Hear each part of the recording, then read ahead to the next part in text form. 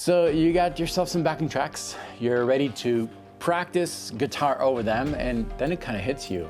You don't really know what to play over them. That could be super frustrating, and unfortunately it's pretty common. Typically, here's how it goes. You try to find a clue as to which scale the backing track is using. So you look at the title, sometimes it's indicated in the title, and if it is, you're in luck. Or, and this happens quite a bit, you kind of fish around your guitar until you magically land on a pentatonic scale that would work. And once you find that pentatonic scale, you just kind of let your fingers do their thing. You know, relying on the same licks that you've been playing forever. And in the end, you're really practicing guitar. The truth is, you are not progressing when you're doing that. And that can actually hurt your playing.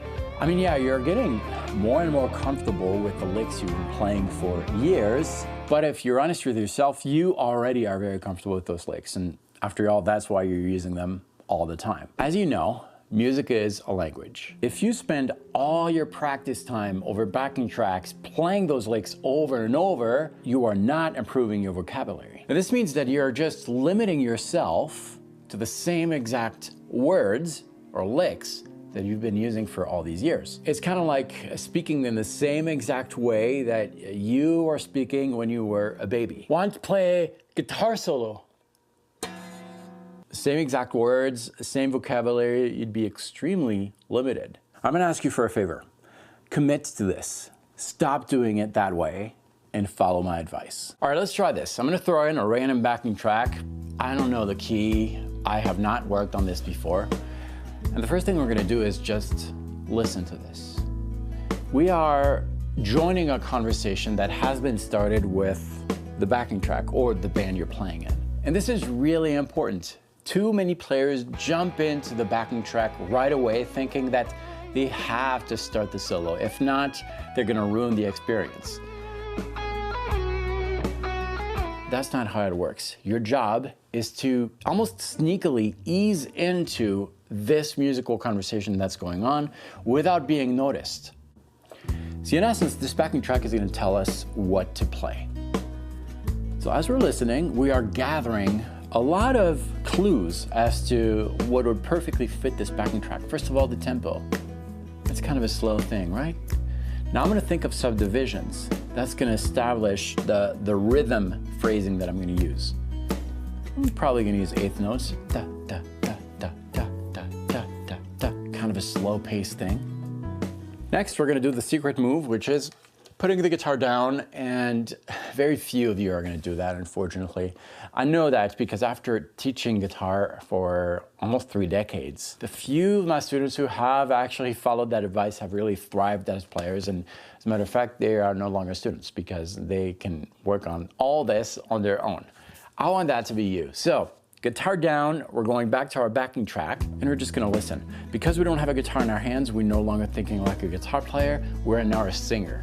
Try to come up with something super simple using that subdivision we had. Maybe something like this. Na da da da da.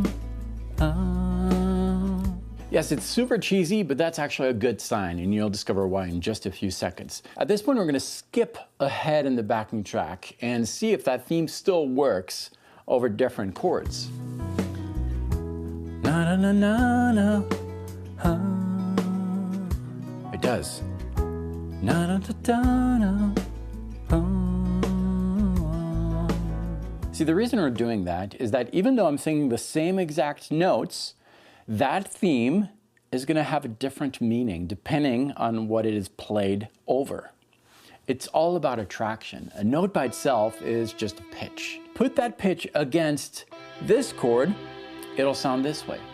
Put it against this different chord, it sounds different, even though it's the same exact pitch. Now this, as simple as it is very difficult to do for players who are a little more experienced. See, the reason is that you can most likely play more advanced things, more interesting things on the guitar than that cheesy theme we sang. However, that step is really crucial for you to develop your own musical personality. Music should really come from inside. I say it often, it's not the pencil that tells the story, it's the author. The pencil, which is your guitar, doesn't really have any music hidden in there. you should be in control of this thing. And that's why we're putting the guitar down to discover what is inside of you. And once you have that, we're gonna try to figure out how to play that theme on the guitar. Now, I really want you to do this step by step. Start by singing the first note of your theme and then try to match the pitch you're singing on your guitar. Our theme was da-da-ba-ba-da-bum. First note, la. Let's try to match that. La. Moving on to the next note, ba-bum. That's a little higher, so we're gonna try to figure that on our guitar, one note at a time, until eventually you have the full theme on the guitar. Okay, pause for a second. There's something really profound that is happening in the process, and I don't want you to miss it. The idea we're trying to figure out on the guitar is made of several notes. Each of these notes is separated by an interval, a space. There are some wide intervals and narrow intervals. And even though there's quite a few possibilities as far as intervals go, you'll find that your best musical ideas, those that really correspond to who you are, those are the ideas that you figured out by putting the guitar down and singing, are usually going to be made by pretty narrow intervals. And that's because they're easy to sing and easy to remember. Simplicity is key here. All the iconic guitar solos you can think of are made of narrow intervals. They're singable. Your job as a guitar player is to be able to translate on the fly any of those narrow intervals. This will allow you to instantly translate on the guitar what you're hearing in your head. And if you can do that, that relieves a lot of stress when it comes to improvising, whether you're in a band setting or just practicing over a backing track, because all you have to do is listen. The movements will come very naturally. And you do this all the time when you're talking. When you're having a conversation with a friend, you're not rehearsing what you're going to say. You just say it. In other words, you have the thought and it just comes out through your mouth. You don't have to think about all the intricacies of the muscles involved to create those sounds. If you manage to do that on the guitar, you'll be golden. And if you think this is an impossible task, it's not. It really does come a lot faster than you think. And the beauty of this is that you don't even have to actively work on it. Anytime you sing something, la-da-ba-ba-da-bum, and you translate that on the guitar, you're working on that skill. All right, once you figured out how to play what you sang, it's time to improvise. Remember, we're joining the conversation here. That statement we sang is an actual statement. We're not going to start with a statement. Remember, we're trying to blend in. So we're gonna pick a note or two from that theme and try to ease in. Really ease in. Don't play it full strength, but just a few notes at a time.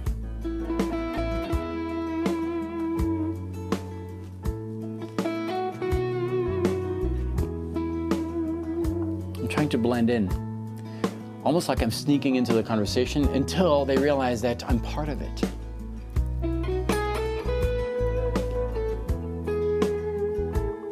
Once I feel accepted by the musicians, once I feel that I'm in the conversation, I could try my theme to make a statement.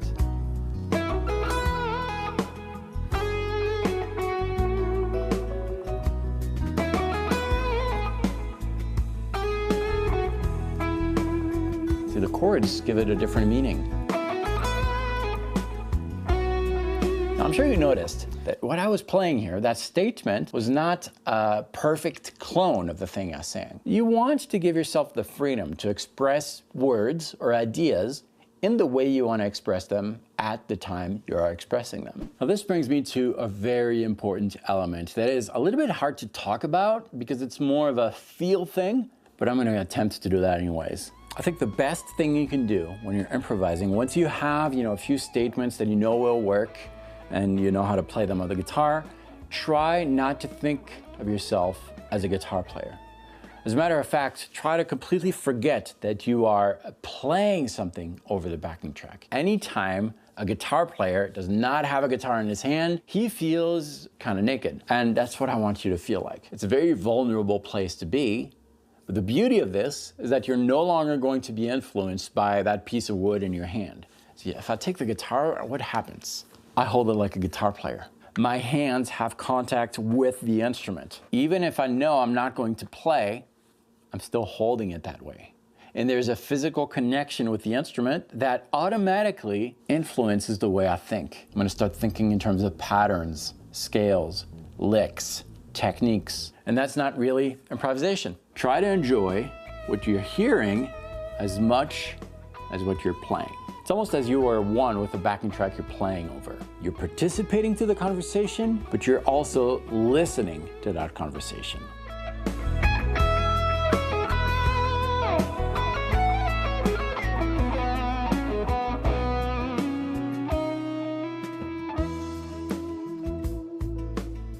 And this helps you build confidence and start exploring beyond the zone of the fretboard you're in. And we're gonna do that one note at a time because remember, the conversation needs to develop.